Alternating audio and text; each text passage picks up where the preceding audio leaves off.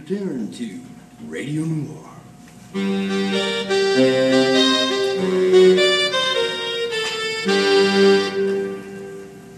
Hello, Laura. I'm so glad to see you again. Laura, how is it people seem to die wherever you go? You're not much for sentimental greetings. Is that what you've been hoping to say to me all this time? I had a few options worked out. This seems most fitting.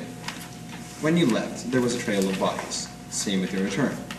I think there's a pattern here, but I'm just small time, mind you. Hank, I know it looks bad, but you have to trust me. You're in terrible danger putting yourself in the middle of all this. Danger, is it? We don't have much time. He thinks I'm getting ice from the kitchen. That's close enough, Angel. How about you stand there and feed me your story? Hank, what's happened to you? Oh, it's very seeing you again.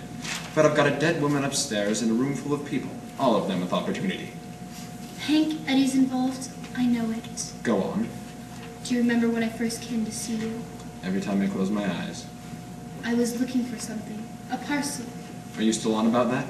I thought you gave up the game. I did, but the man I was working for? The man I was running from? Eddie Mars.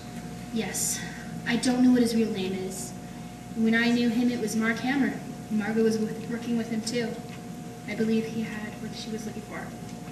Still don't know what's in this mysterious bundle? No, and I had nothing to do with this. Then what are you doing here? Why are you at a dinner party where someone who had this parcel in her possession suddenly got bumped off? He's pulled me back in, Hank. I thought it was clear for him that I could move on and start over. I came back because I promised you. I hope we could have this new life. It almost seemed possible. You still got it, Angel. The way you get your voice to tremble like that.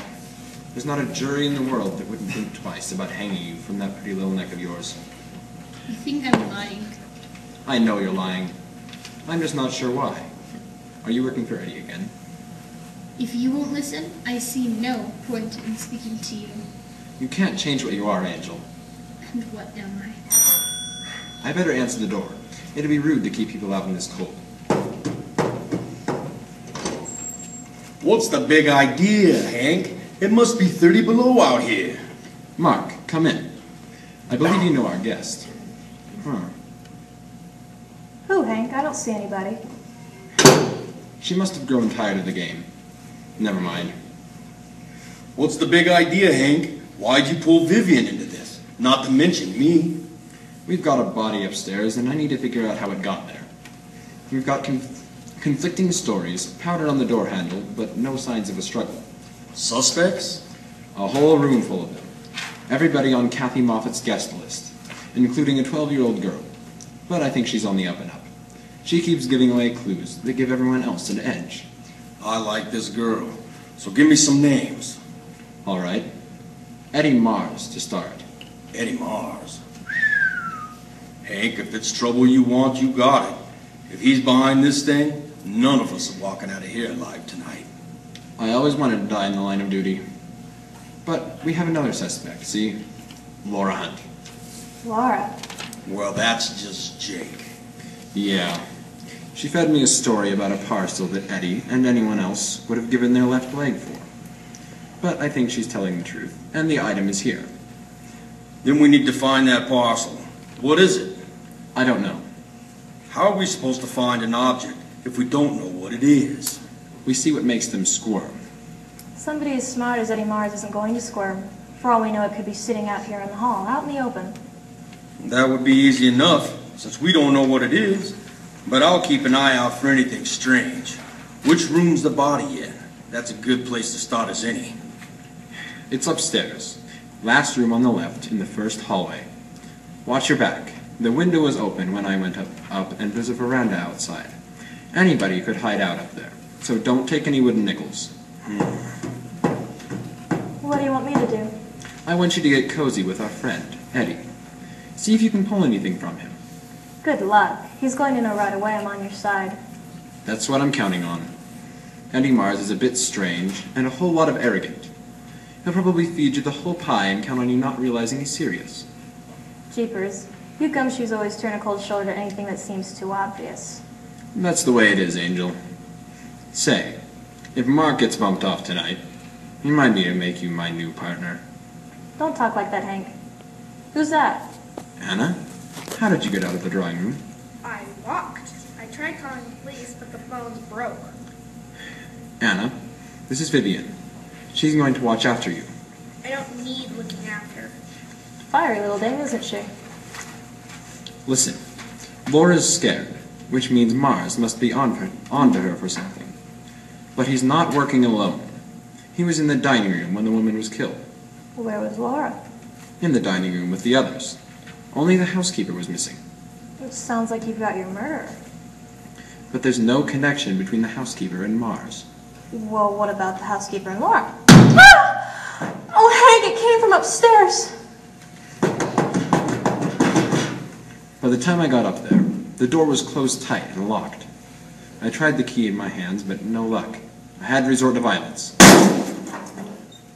I found Mark lying on the floor, a bullet through his heart. Mark! I didn't see. They hit me from behind. I ran to the window. It was closed, but I flung it open and took a look outside. It was the thickest part of the night, and colder than an icebox gone bad. But it was clear that there was nothing to see. I glanced around the room, but nobody was there. The killer had escaped. Hank, I went to Mark. He was fading fast.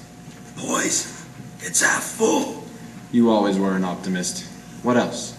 Powder on her neck. And then Mark's trap was finally shut for good. There was no helping him, so I took the small vial from his hand, the poison. The way I saw it, though, it was half empty. I turned to the woman on the bed and examined her neck closely. Mark had pulled back her collar and revealed an impressive amount of powder. It nearly covered the deep bruises that darkened the skin around her throat. So Margot Wendis had been strangled.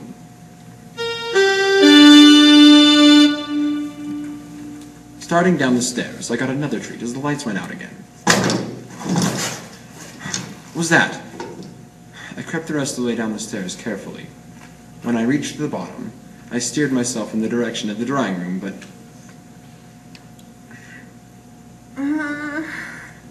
What's that? Who's there? Effie? She was alive, but maybe not for long. Hank, is that you? Stay back, Angel. What happened? I don't know. The lights went out and everybody went crazy, shouting and running. People were opening windows and doors. I don't know who's where. And then somebody cried out.